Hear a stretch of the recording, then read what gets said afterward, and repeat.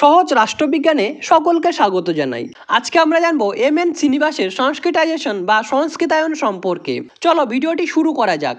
অধ্যাপক শ্রীনিবাসের মতে সংস্কৃতায়ন হলো এমন একটি প্রক্রিয়া যার দ্বারা নিচু জাতের হিন্দু বা আদিবাসী বা অন্যান্য গোষ্ঠীর মানুষ নিজেদের প্রথা, রীতিনীতি, আদর্শ এবং জীবনযাত্রার প্রণালী পরিবর্তন করে উঁচু জাতির সমকক্ষ হওয়ার চেষ্টা করে। তবে তোমাদের বলে রাখি, প্রথমে এই প্রক্রিয়াটির নাম সংস্কৃতাইজেশন বা সংস্কৃতায়ন ছিল না, এর নাম ছিল ব্রাহ্মীনাইজেশন। কারণ প্রথমে নিচু জাতের হিন্দু বা আদিবাসী বা অন্যান্য গোষ্ঠীর মানুষেরা নিজেদের প্রথা, রীতিনীতি, আদর্শ এবং জীবনযাত্রার প্রণালী পরিবর্তন করে ব্রাহ্মণদের রীতিনীতি, আদর্শ, জীবনযাত্রা গ্রহণ করে তাদের মতো হতে চাইতেন। কিন্তু পরবর্তীকালে তারা যেখানে যে কাস্ট ডমিনেট করছে, কোথাও ব্রাহ্মণ, কোথাও ক্ষত্রিয়, কোথাও বৈশ্য, সেই অনুযায়ী নিজেদের রীতিনীতি, আদর্শ পরিবর্তন করার চেষ্টা করেন। এম.এন. শ্রীনিবাস এই ভাবনাটি দিয়েছেন religion and society among the Coorgs of south India এই বইতে। তিনি এই বইটি লিখেছেন 1952 সালে। তিনি মহীশূরের কুর্গে এই রিসার্চটি করেছেন। তবে তোমাদের সংস্কৃতায়নের ব্যাপারে আরও কিছু কথা মনে রাখতে হবে। এই নিচু কাস্টের মানুষেরা শুধু উঁচু কাস্টদের ফলো বা অনুসরণ করতেন না। তাদের মূল উদ্দেশ্য ছিল সামাজিক সচলতা বা সোশ্যাল মোবিলিটি।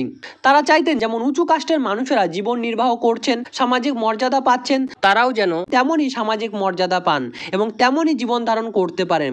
অর্থাৎ উচ্চ কাস্টের মানুষেরা যেন তাদেরকে স্বীকার করে নেন। এজন্যই নিচু কাস্টের মানুষেরা উঁচু কাস্টের মতো মাংস খাওয়া বা মদ্যপান বন্ধ করে দিয়েছিলেন, কারণ এগুলিকে নিকৃষ্ট মনে করা হতো তখন। তারা ধর্মগ্রন্থ পড়া এবং মন্দিরে যাওয়া শুরু করলেন এর বদলে। তবে এই সংস্কৃতায়ন শুধু মহীশূরের কুর্গেই সীমাবদ্ধ ছিল না। বলে রাখি, এমন সামাজিক সচলতা হয়েছিল বিহারের যাদব, কুর্মী ইত্যাদি কাস্টের মধ্যেও।